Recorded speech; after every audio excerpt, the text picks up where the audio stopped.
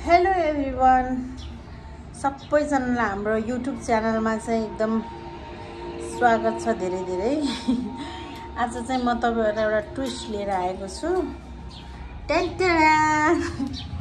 हाम्रो पगला बहादुर आउनु भएको छ।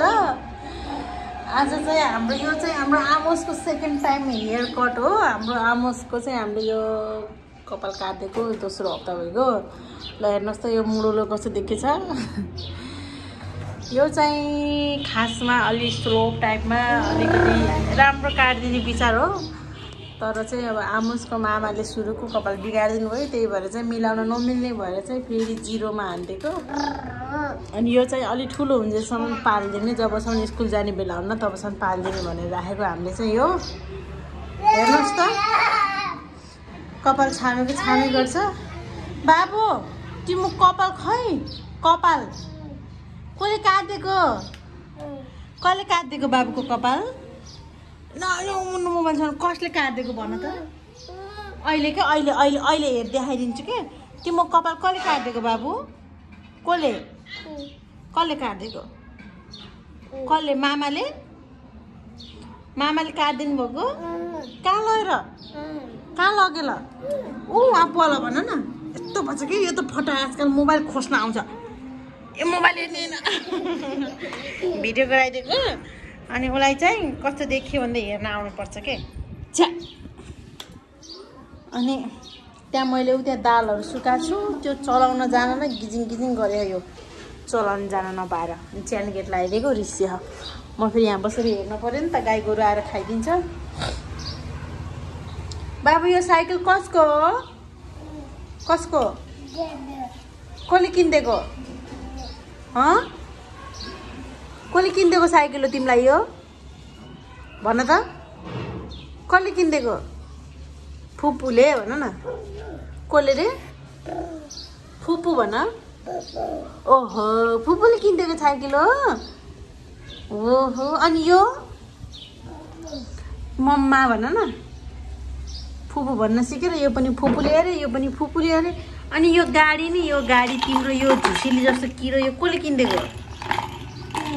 कसले किनिदिएको? दादाले। अनि मम्माले केही पनि होइन?